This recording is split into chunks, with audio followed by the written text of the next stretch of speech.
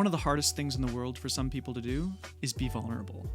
Being vulnerable means being seen for who we are in our darkest moments. It means disclosing our thoughts and feelings to make us look small and unworthy of love.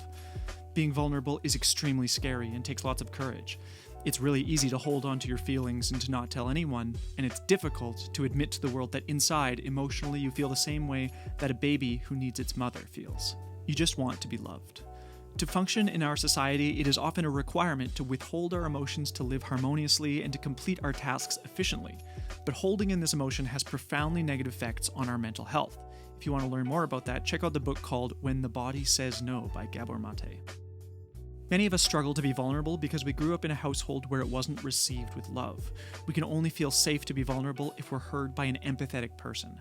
Our parents might not have been empathetic people, but we are part of the next generation who is beginning to understand this importance and can create our own futures. Vulnerability needs to be received by empathetic people who can look you in the eye and say, "That must have been hard for you."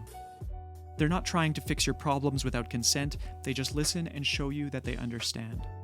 Being vulnerable with unempathetic people is met with shame and is the reason why we struggle to be vulnerable in the first place.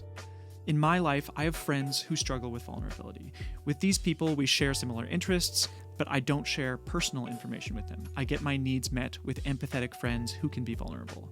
In the words of Brené Brown, shame researcher and professor, lecturer, mother, vulnerability is the birthplace of love, belonging, joy, courage, empathy, and creativity. It's the foundation of wholehearted living. Check out her TED Talk and her book called The Gifts of Imperfection. She is amazing. Why should you work to become more vulnerable? If you're not vulnerable, nobody knows that you're having a hard time with anything. Your relationship, your job, your mental health, nobody knows. You've basically decided, I don't need love, I'm fine, I'm strong, and I can take care of myself. When you open up to empathetic people, you are giving people permission to love you. You're saying, I'm not perfect, my brain sometimes controls me, and I make decisions I regret, but then the empathetic people hear you, validate you, remind you that you're human, and embrace you if you'll allow them to. All of these actions are forms of love languages that stimulate the brain and release the chemicals dopamine, oxytocin, and serotonin, all of which are important for happiness, calmness, and feeling good.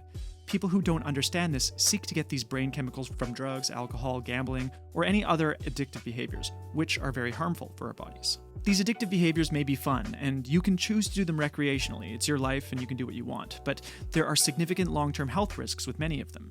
There's a massive amount of feeling calm and happy as a result of being vulnerable. It's completely free, and it makes every interaction and relationship in your life stronger and more authentic. But I guess you'll never know until you try it, right?